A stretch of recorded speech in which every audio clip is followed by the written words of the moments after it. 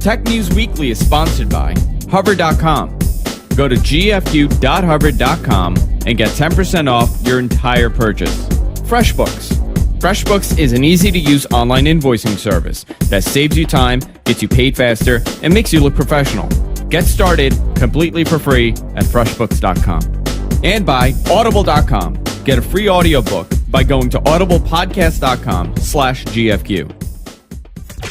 Starting Tech News Weekly in 3, 2, 1.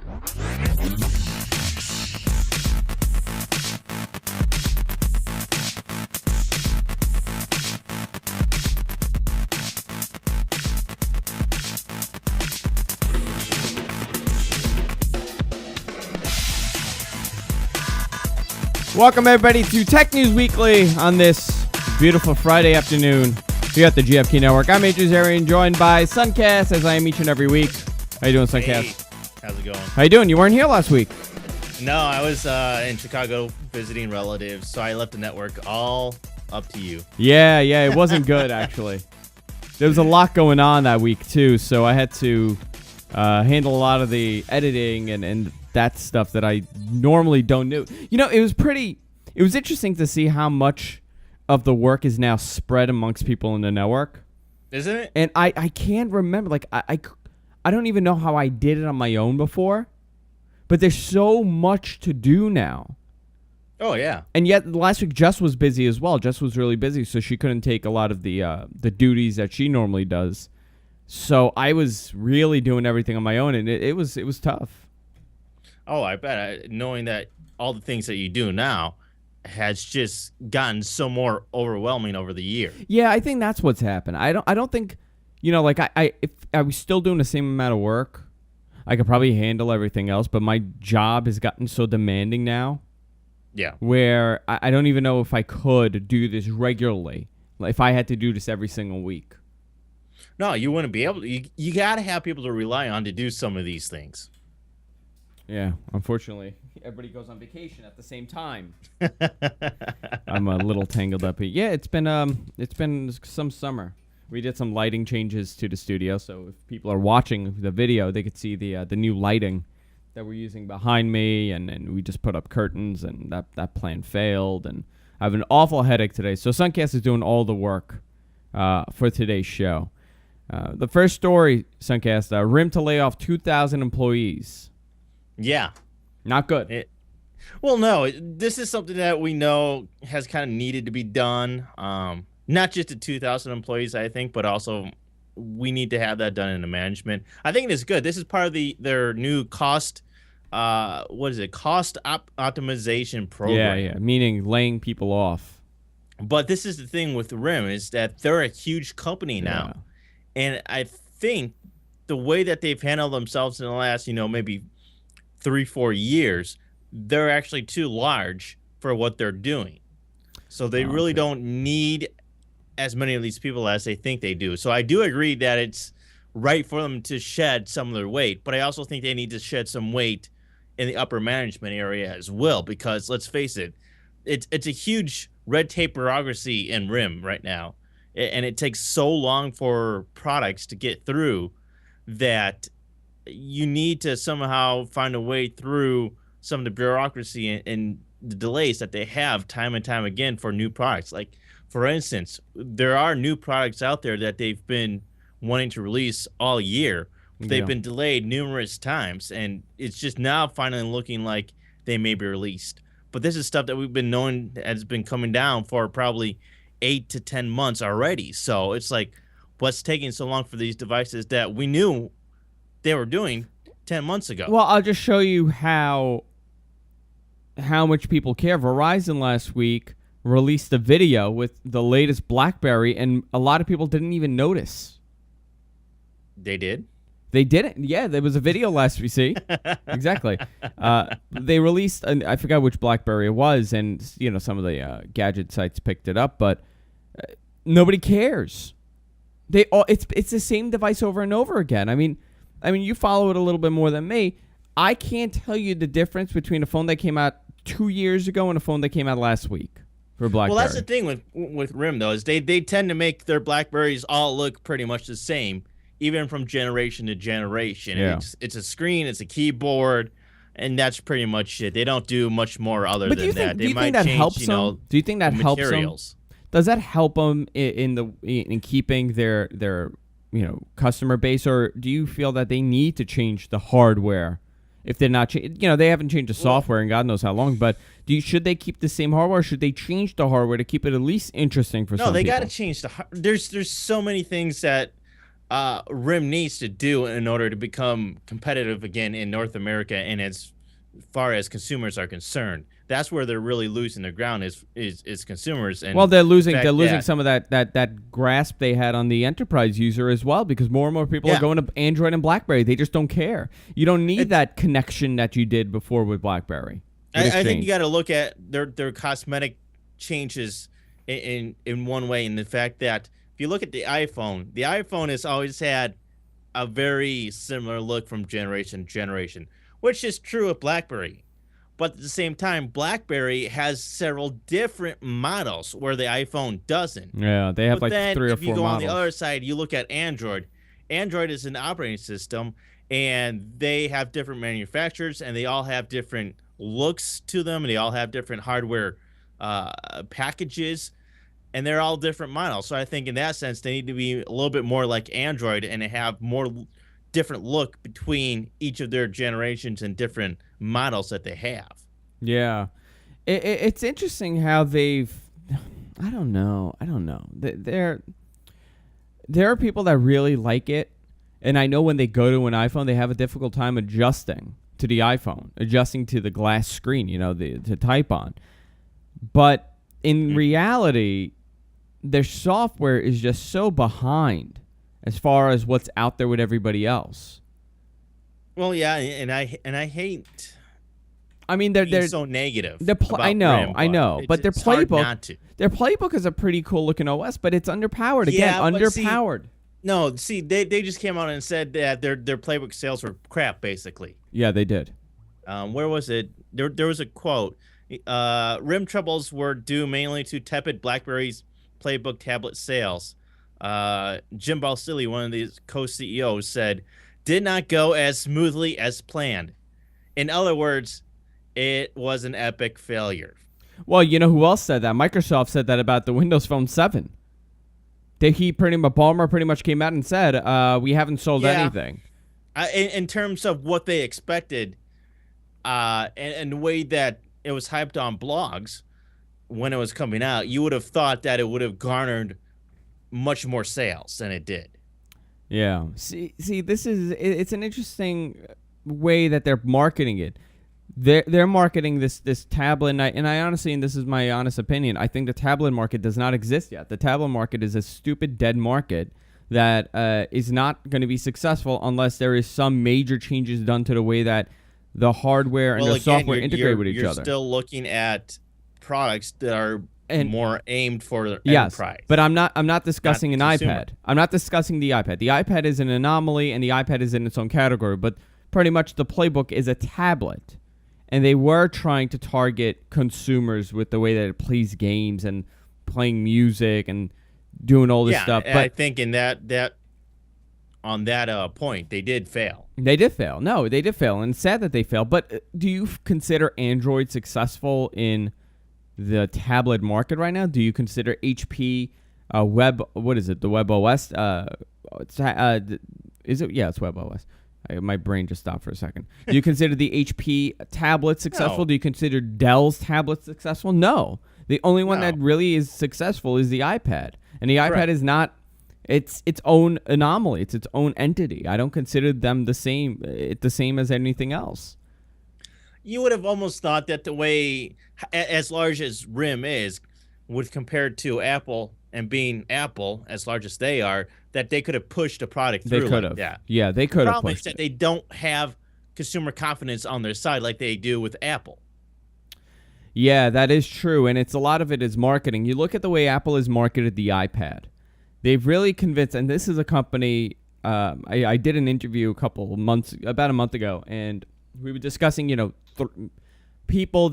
entrepreneurs that I respect and I admire. And I said Steve Jobs because he took a company that was dead. Nobody wanted to go near it. Nobody wanted an Apple computer. Nobody wanted a Macintosh 10 years ago. They were nearly bankrupt. They were going to crumble. And he took this company, and now 10, 12 years later, everybody wants something from Apple. Yeah, and this is what I've been saying all along, is how RIM had this 10-year plan, and because they stuck to that plan, they kind of fell behind. And so I think sticking to a 10-year plan is I mean, stupid. that's crazy. That's times crazy. change so fast that you can't have a 10-year Listen, plan. 10 years ago. Well, you know what? 10 years. It's the same problem that Palm had, right? Palm had the Trio, and they were the number one. They were one of the number one smartphones on the market. I'm sure BlackBerry took them at one point. You got to realize a change in the trend, and move with that. Well, trend. that's what happened with Palm. Palm could not adjust because when the iPhone came out, I remember when the iPhone came out, and one of my friends was telling me about it, and I really had zero interest, and I thought it was stupid. And I said, oh, that's going to be stupid. What are they going to do? Apple's going to make a phone. Like, I didn't understand what concept they were going to do. When that phone came out, my jaw had hit the ground because it was nothing like we had ever seen. And I'm sure all these manufacturers and all these phone makers had the same reaction because nobody had seen any kind of device like this. And they had to play catch-up for 2 years.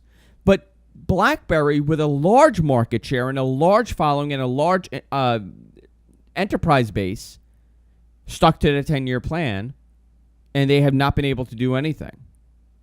Right, and I think this is why I think it would be good for RIM to do some shakeup with their management. CNET had an article after this report came out about RIM laying off 2,000 workers, calling them a top-heavy company, which I think is 100% accurate. They are a top-heavy company, and they need to slice off what they're doing at the top and make it a more lean and efficient management, because I think that's really holding them back right now. Not necessarily their workers, but their management is holding things back from being innovative and being quick. John, Microsoft did that. And Microsoft totally changed the way that they're doing business the last 2 or 3 years. You have to change with the times. Yeah.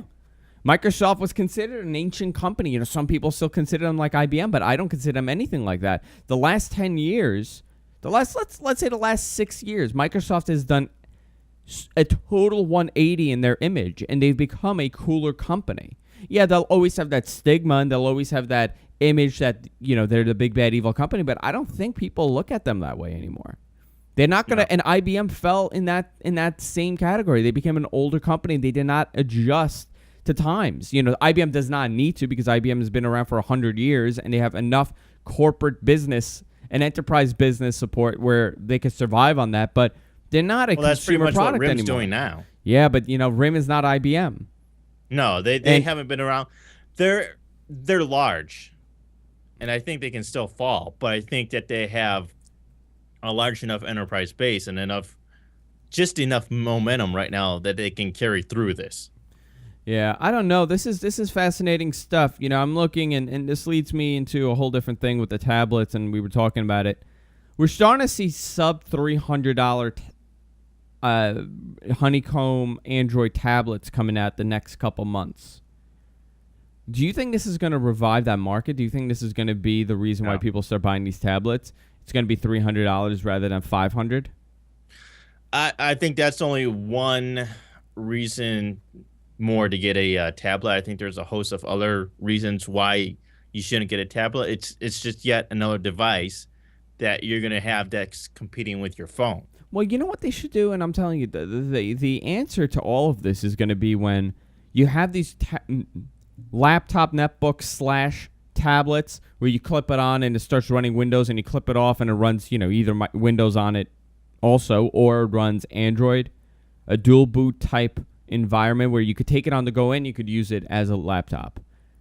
I could see you need that something that's more diverse in the way you can use it, because let's face it, there's a lot of people that are very mobile in what they do, and they rely on their phone more than when they're out.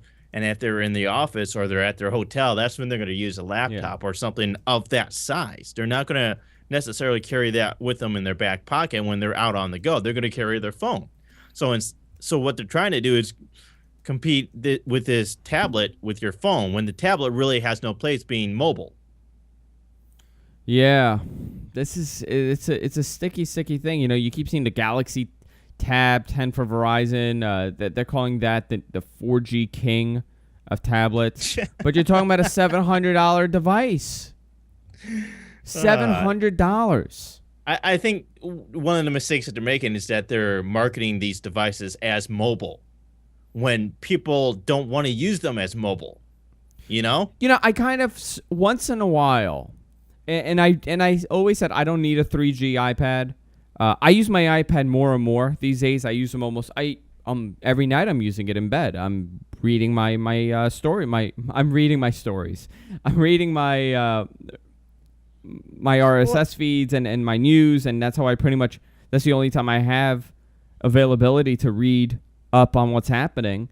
And I absolutely love it for that purpose. And I love it for playing some games and things like that.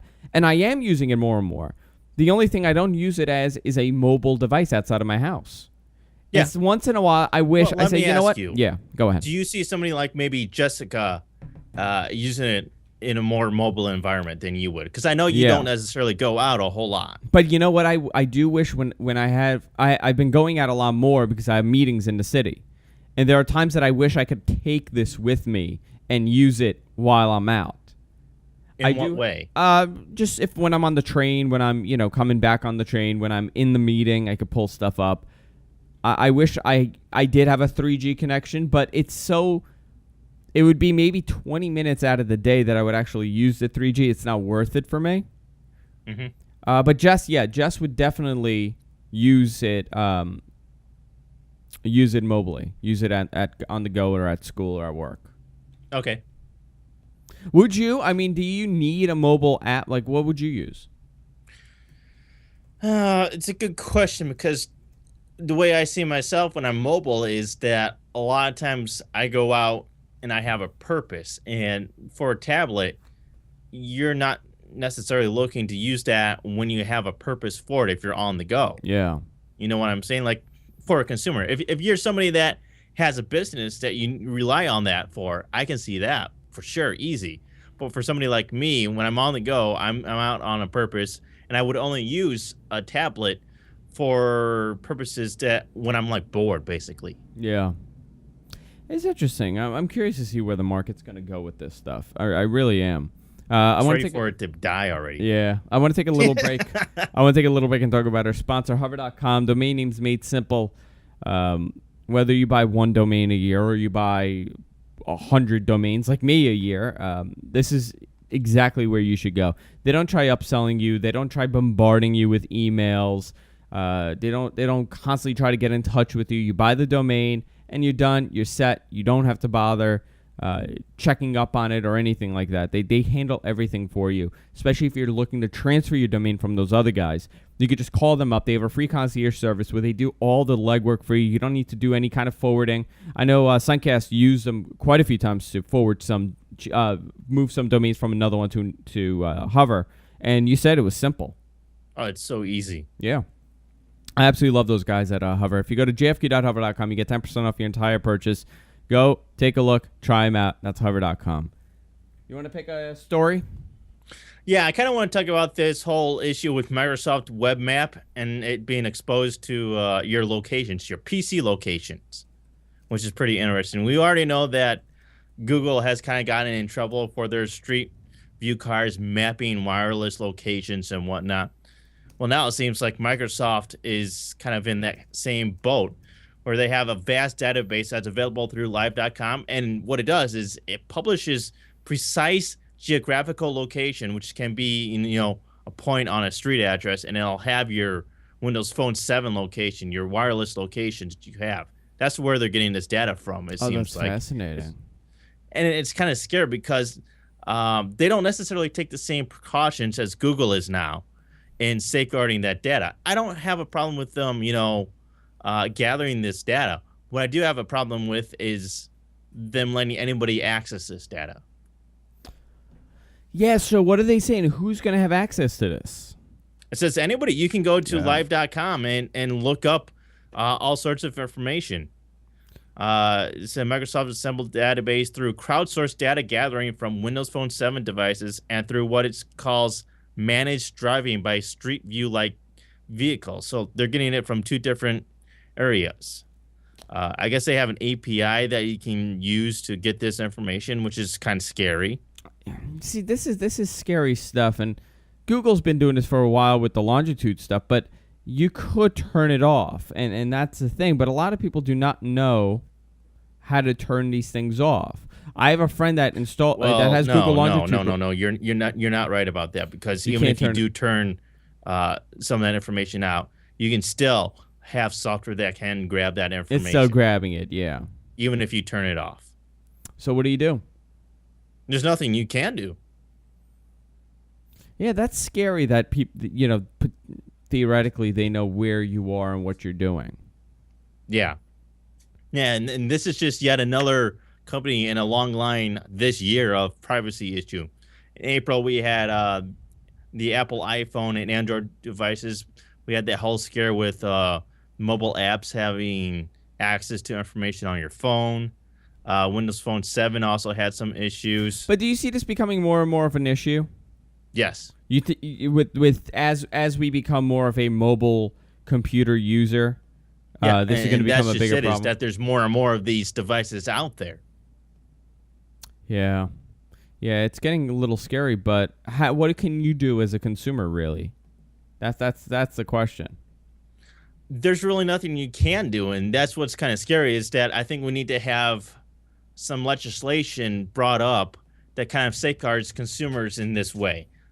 Like I said, I don't necessarily mind this information being collected, but I do mind that the way it can be accessed and who accesses this information.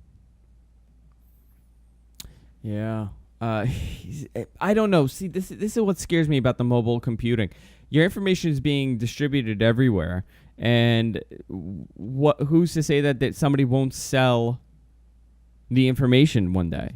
Exactly. You can just in nefarious ways that people could use data like this is scary. Well, do you think we're just a society that over time we're just gonna be used to us pinging all our information to people everywhere?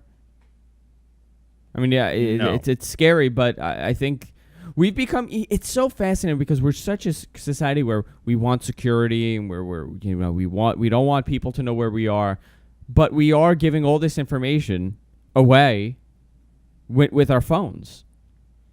I think there's two aspects to this, and the fact that there's what you're talking about is what Microsoft and Google has done, where they're collecting this data and you don't even really know about it. But then there's also applications like Foursquare where you do know that you're giving this information out. See, I'm less fearful of Microsoft and Google than I am of these little programs that do the GPS stuff. Like there's 1,000 Find My Car apps. Yeah. What people do not realize is they are sending their exact location of their vehicle, an exact location of where they are, to this third-party company that they have no clue about. Who's to say in their terms of service it doesn't say we will give all your information and all the data that we collect, and we'll sell that. So we'll know that Judy loves to go to Macy's, and that's where she goes every Tuesday night.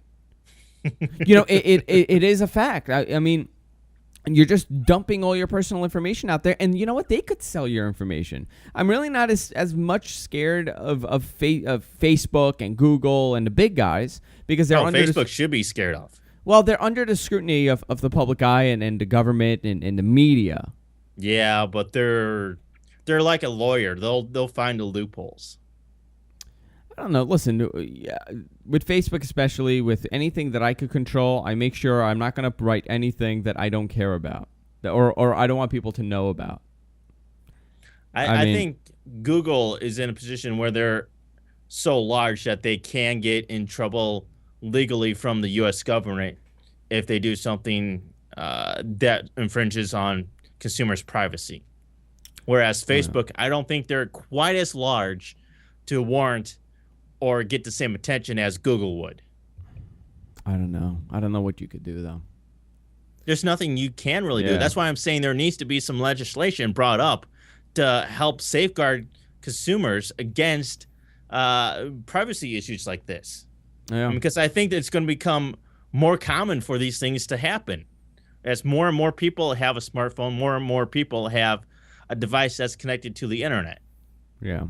Let's go to Google Plus now. Let's move on to Google Plus. Heavy traffic to Google Plus appears to be falling. Of course, the story came out, I believe it was PC World that was doing a story. After rising like a rocket, Google Plus is starting to fall. Yes, of course it's starting to fall because the buzz is starting to fade. Exactly. I don't know how true it really is because we're not really seeing numbers for ourselves. We're just getting reports about this. According to Bloomberg News, the average time on Facebook Plus, Google Plus, I should say, has fallen 10% from 5 minutes and 15 seconds. To 5 minutes and 15 seconds. You're not considering mobile users. However, Google has plurged. Yeah, I mean, listen, it's gonna be slowed down at one point. That's a fact. This is a dumb story that people are releasing. Again, we're battling Facebook versus Google Plus. Listen, if you want to use Google Plus, use Google Plus. I personally have not adjusted to it. I actually talked to a friend of mine that says she would switch over to Google Plus, hands down, if all of her friends and family that were on Facebook were on Google Plus, because she prefers Google Plus over Facebook. Does she? I don't. To me, why? It's just another place. Like it's another social network with nobody on it. I think that's the biggest problem with Google Plus right now is that there just is not as big of a community as Facebook right now. It's not as built up, which you can't expect it to be right off the bat, you know? Listen, I hope it does well because it's just another place for me to promote what I'm doing and for me to hang out. But right now, I've tried. I haven't been able to adjust to it. So I'm thinking like maybe I should just for a week just do Google Plus stuff. Whatever I do on Facebook, put it on Google Plus. But that's useless too. It's interesting because I actually kind of had a similar experience with Facebook when it was mainly MySpace. It was MySpace is the rage, and then they kind of opened up Facebook to everybody, not just college students, and that's kind of when Facebook really took off. And I avoided it for a long time because I so much more preferred MySpace and the way MySpace worked at the time than Facebook. But over time, I did start using Facebook, and evidently, Facebook is ahead now, so MySpace is kind of a dead horse. But it's kind of the similar situation where you have a company that's largely established, Facebook versus MySpace, and now Google Plus. Google Plus is now in the same boat that Facebook was when they opened their doors to everybody, not just college students. Yeah. I mean, it opened it up to the world pretty much. Yeah. But see, that was a great thing. They had the time to work on all their kinks. That was their beta. Exactly. And they had opened it up to college kids, and they made everybody want it for the longest time. And when they opened it up, everybody signed up. But then, see, Google does things so vastly different than everybody else with their invite-only stuff. I don't know. I'm going to Google Plus now just for the hell of it to see what's going on with it. But I personally, I just, you know what it is? I don't want to go on all these services and just repost the same thing that I do on Facebook, on Twitter, and on Google Plus. I mean, that's useless to me.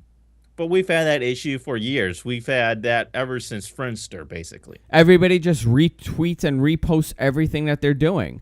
What I want to do, I want to use it for something different. So, and I know a lot of people use it for photography, which is very interesting to me because it's a nice outlet for taking pictures. But I don't see any other use for it. And I know a lot of people that signed up when it came out, and they're just not using it. Well, there's more of a community and more things to do on Facebook right out the gate than Google Plus right now. That's what it really comes down to. Is there's just more to do, more fun with Facebook than Google Plus right now. Yeah, that's not to say that over time, just like MySpace and Facebook before, Facebook kind of gets old and busted, and Google Plus becomes the new hotness. Yeah, it'll change, but I think it's so dominant at this point. Facebook has become so dominant where I don't think it'll. But it'll that's totally how everybody change. thought of MySpace. MySpace was going to be, oh, Facebook will never be able to compete with MySpace. People said the same thing. When did you go to Facebook? A few years ago. But I was definitely one of those holdouts that held on to MySpace and didn't necessarily want to move over to Facebook.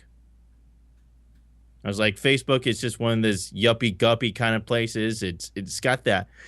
You know what it was? It was because it was that college atmosphere, and it was just like, oh, you had to have this whole environment. You got to be a college student, and it's just this whole hipster kind of place. Totally different now. Yeah, it is.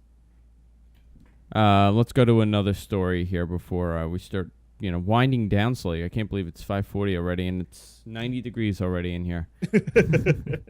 They're saying it's less engaging than Facebook, and yes, that is the problem. It is less engaging because nobody's on there. Right, and that's what I'm saying. Is you can't expect it to be as engaging when the community is not as large as Facebook. Yeah, I want to talk about some earnings news here because we have Sprint right now is not doing so well. They posted a net loss of $847 million in the second quarter, sending the company's stock down to as much as 20%. The loss came on a 4% jump in revenue compared to a year ago to $8.3 billion. I don't know. Sprint has been suffering for some time now, and I remember even 10 years ago they were saying it's over for Sprint. It's over for Sprint. They ended up merging with Nextel, and they're really suffering.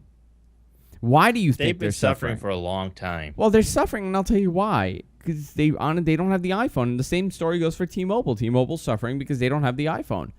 Verizon is so dominant that they didn't need the iPhone because they have such market share, and their network is so large. So would you say that if AT&T would have been in the same boat as Sprint and T-Mobile if they didn't have the iPhone right now? Absolutely. AT&T was awful. And it's still, in many areas, it's still awful. They've done a great job at fixing the branding and really turning it around and fixing the infrastructure and the way that they're doing the cell towers. But they had to do that because of the iPhone and because of Apple. I think they'd be in the same boat if they had not. If Verizon had gotten the iPhone from the beginning, which they should have, they passed on them. Mm-hmm. One of these would be gone right now. And AT&T was not looking good. Or AT&T, I think, would have survived because that's a company that's always been able to reinvent themselves. Well, they had to remember they got Singular. Themselves. They grabbed Singular. Exactly. Because they had that whole battle between, is it Singular? Is it AT&T? Is it Singular? Is it AT&T? Because they've flipped their name, 2 or 3 times before they've settled on AT&T now. I don't know. Sprint's not looking so good, and the only hope I could see for them in the next 5 to 10 years is if they just build a network and everybody else is failing. Yeah, and they have decent phones. AT&T and T-Mobile are GSM, and there's going to be always a group of people out there that refuse to buy CDMA just because GSM is a type of technology that you can use not only in North America, but other countries internationally, unlike CDMA. What's happening with the T-Mobile buyout? There's been some support thrown each way for AT&T and T-Mobile to merge, and also for them not to merge. There's a new group out there. I can't remember the name of it right now. I saw a story recently that said that there's a group, or I think a lawsuit, that's trying to be brought against and stop this merger. But then there's also another story that I saw with, I believe, the Louisiana governor throwing his support behind the merger, which is kind of mixed signals to me. It's just, what are we going to do here? It's just really a good deal. Is there anybody that can be honest and say, is this or is this not going to benefit people? Well, that means there's going to be only one GSM carrier in the United States. Right. That would make them a monopoly then. And AT&T's argument is that, oh, no, there's tons of other carriers out there. No, well, there really isn't. There's really not. They're all regional, small carriers that are not national like T-Mobile And is. here's the thing: they don't get the deals with the phones, so No, they they're don't. getting really low end phones that nobody wants. Right. That's the problem with I don't know what we have Metro PCS here, and Metro PCS is a CDMA company, and they have 4G, and people love them, but they don't have the phones. They have not so great phones. T-Mobile has kind of been in that same boat, as well as they don't necessarily always have the greatest phones out there. I mean, currently they have decent phones. T-Mobile has the G2, which is a great phone. It depends on the way you look at it. It's what flavors of phones do you really like? If you're an Android guy, it's got to be Verizon. If you're anybody else, I think you're looking at T-Mobile and AT&T. I'm looking here. Like if you're an Android person, you got to go with Verizon, because Verizon always gets the latest and the greatest Android devices first. I'm looking here. Currently, it's the Sensation, the HTC Sensation on T-Mobile. It's not a bad phone. No, it's not a bad phone at all. It's a phenomenal phone. I actually tried that phone, and if I were to get a new phone right now, that would probably be what I would get if I was with T-Mobile. Yeah, I don't know. This is getting crazy that they're gonna even consider it. I feel like you at least need two options for each carrier. Two major options, and you're really killing the market. And T-Mobile, listen, I know they're hemorrhaging, and I know they're not doing so well, but AT&T feels that they're going to grab them. They're going to work on their network. Well, you know what? That might not be bad for AT&T, because that's going to help their infrastructure, and that's going to compete with Verizon. There's people saying that because they don't do network optimization, they're actually creating their own scarcity of spectrum, and that they really do have the spectrum there if they need it. If they were to actually make the network optimizations that everybody else uses, they wouldn't have a spectrum issue. Now, let me ask you, do you just see down the line two carriers and that's it? You have Verizon, you have AT&T, and you're done? I really hope not, because let's face it, look, AT&T in the beginning was actually a monopoly. This is the 1980s all over. I know, this is the 80s. The FCC broke them apart. This is the 80s all over again. And what can happen, right, and we've seen before, is AT&T and Verizon say, okay, listen, I'm going to do a rate hike, and you're going to do the same, and we're both going to put our rake up. We're going to put our rates up. And where does the consumer stand then? You got screwed because you can't jump ship. Because these companies will have too much power. And I don't think that's good for consumers. That's why you have to have, as much as it pains me to say that T-Mobile shouldn't be a part of it, because T-Mobile, as it is now, may not even make it on its own, which I think is sad. But at the same time, I think they do serve a really big purpose in being competitive and making the prices competitive. Yeah. And if they were to merge in with AT&T, I don't think you're going to at all have the same competitive prices as you would have had if they were on their own company. Yeah, since we're on that topic, I want to. There are rumors now of the iPhone 5 are starting to come out. By the way, Verizon. Before I go into that, Verizon had the best quarter ever. Hot off the heels of AT&T's happy earnings tidbit yesterday. This is last week's. Verizon latest figures show that their ranking, the money is nice and high. Total operating revenues for the second quarter is at $27.5 billion. That's up $500 million from first quarter 2011 and 6.3% on second quarter 2010. Big Red claims that 2.2 million net additions to the wireless consumer base, and of course, this is due to the iPhone. So they're doing phenomenal, and T-Mobile and the other one are doing bad.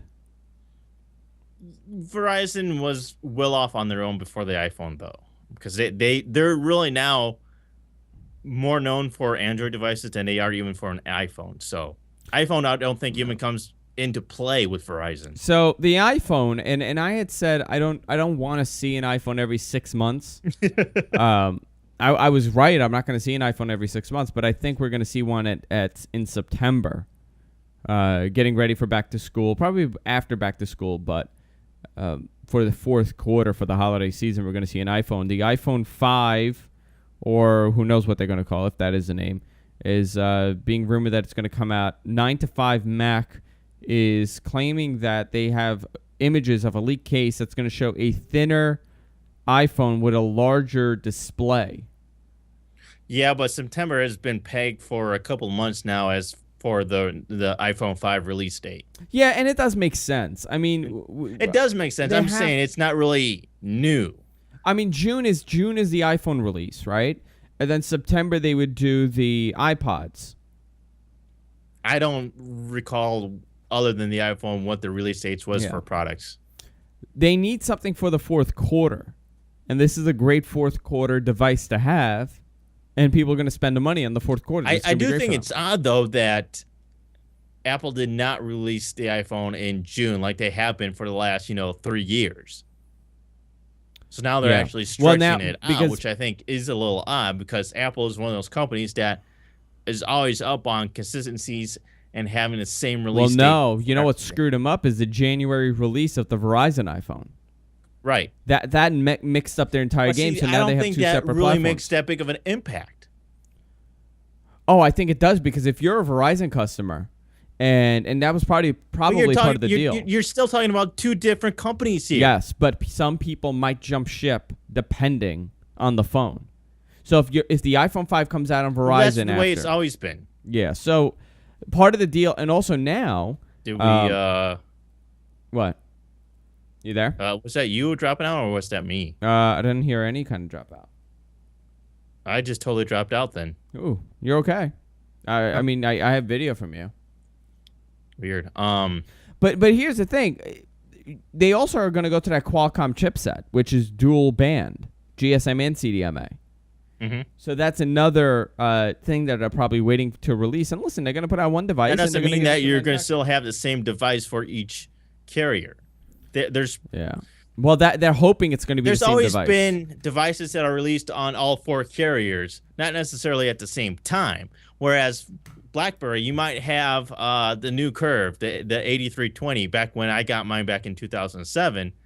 They didn't necessarily have that on Verizon until 6-8 months later with the Curve.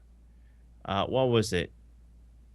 I don't even remember the model number, but it was another Curve variant. No, I think with the iPhone it's a different story. I believe and it's the same with every other phone that they release, is that you don't always have the same release date for each phone. You might have a variation of that phone. You might call it a different name. It might be branded something different for each carrier. Yeah, but with the iPhone, I think they both are so demanding. Both carriers are so demanding, and Apple wants certain kind of consistencies, whereas they're going to release one device for both platforms at the same time, and that's it. And you decide what you're going to do beyond that. It's going to be interesting. Oh, it's the 8330. 83. Okay. Let's do our picks of the week. Let's make it a little short show. It's getting extremely hot in here. What do you say? Going to make your headache worse, huh? Yeah. My head is pounding today. Okay, you go ahead first.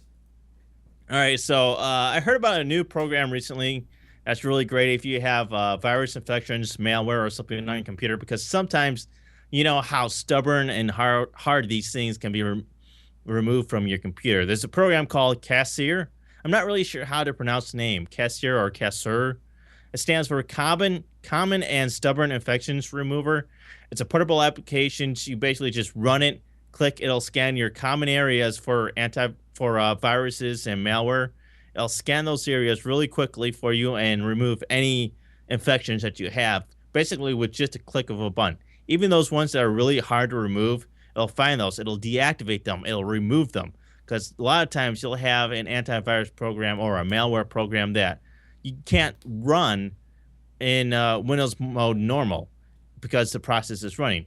But this program is different. It'll be able to compensate for that and be able to find those, deactivate them, and clean it for you.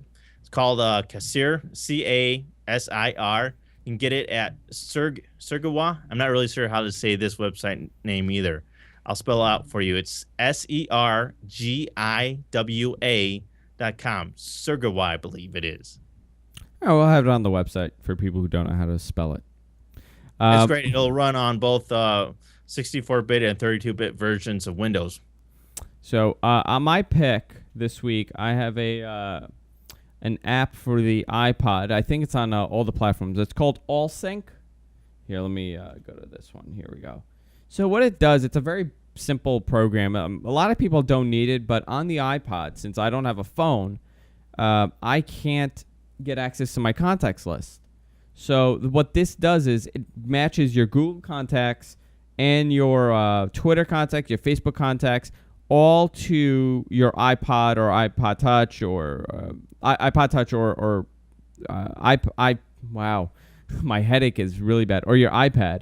I'm going to flip it again. So you have all these different options. You have Facebook, Twitter, Google, Yahoo, LinkedIn, MySpace. So pretty much every single thing. So when let's say you want to go to Facebook, you click on the Facebook button, you authorize it, and you just start syncing certain contacts. The reason why I like this more than other ones is you could also modify it to some level in your contacts list, and you could also say, listen, this person is this person. There's a lot of discrepancies on my Android phone where if I have you under a different name than you set up your Facebook, I'm not going to be able to sync you into my contacts. That's really annoying. It's really annoying. I mean, I can if I want to just sync all my contacts. This allows you to pick and choose who you want synced and who you want linked with who. So basically, you can group your contacts. Yeah. So let's say on Facebook you go by your real name. Right. And in my contacts list, I have you under Suncast. Mm-hmm. If I don't know your if I don't know the exact spelling of how you signed up for Facebook, or let's say you know what it is. Let's say you did Suncast. I just want to make it simple, and I have you spelled differently in my phone book than you set it up in Facebook. They won't sync under Android. It's very difficult for me to get the contacts to sync. There are some add-ons with HTC. The HTC Sense UI does more Facebook integration, but the standard integration in Android, it's not good when you have a different spelling. So I can't sync Jessica in my phone for whatever reason. It doesn't like the hyphen. So some people actually put under first and last name. They didn't put first and last name. They just put the first name and the last name under the first name. With this, you could actually say, okay, you know what? Kunal Arora is Kunal Arora, and you can match them on your contacts list. That's why I really liked it. And it also gives you option for Twitter, for pretty much every other service. It's called AllSync. It's in the iOS. I believe it's also on Android. I'm not too sure, though. I want to say it is because it's all platforms. Do you use that stuff? Do you sync your contacts? No. You don't do any of that? Don't even it's a bother big with deal that. for me. Oh, my God. It's such a big deal for me. Such a big deal. Well, I don't call anybody, so. Let's see. I call my parents, my brother. That's about it. Yeah, it's does photos, nicknames, birthdays. I really like it for whatever reason. Some people might not. I like it though. That's my pick. I don't know. I'm really crazy about the contacts list. Well, really am. You're a neat freak, so Yeah. You like things meticulously organized. I do. I really like the contacts all together and put together. It's not for Android yet. It is for the iOS, which is that's what I'm using it for. I don't know. I'm big on that. I'm big on the contacts being together and matching, and everybody's looking the same and the updated photo. And I'm having a really hard time in Gingerbread right now. I actually should find an alternative for Gingerbread and post it here. I did experiment a few years ago with my phone and syncing it with Google, and it's a whole mess. Is it? No, it's very simple on these phones now. Well, this was a couple years ago, so I'm a little jaded with syncing. I've had issues. It's hard to experiment with syncing when you rely heavily on your phone, You don't want to screw it up to the point where you can't get it back to the state where you'd like it to be. Well, you know what's wrong now? Google has ended their relationship with Facebook when it comes to the contacts list. And in Gingerbread, it doesn't sync correctly. Some contacts annoying. sync, not all of them. So Jessica's not syncing. Let me see. Coco's not syncing. My father's not syncing. Quite a few detriment to Google. It is. I don't understand why. It makes the phone harder to use and set up. Yeah, there's a whole group of people. Look at this. None of these people have synced, actually. Wow, that's strange. None of them are syncing. And it's actually getting worse. Wow, actually, it actually screwed something up because it synced people from Facebook that, I don't know what the phone is doing. All right, let's wrap it up. Go to our website, guysfromqueens.com. Also go to stream us at gfqlive.tv. Stay tuned at 6:30. We have Rich's Comic Corner, the second beta show. Rich is coming in. He did a great job last week. He's going to be doing it every Friday afternoon. You could also get all our shows on our website at gfqnetwork.com. What the Tech? We had Paul Thurrott on last week, so you should definitely check that out. It's on the website, and everything else that's happening on the network is on the website. You could also watch live at gfqlive.tv, join the chat room, interact with us, ask us questions, hang out in the room. Also, subscribe everywhere you could imagine. We're on Stickam, Twitter, Facebook, Justin TV, and we'll see you all next week on Tech News Weekly. Good night, everybody.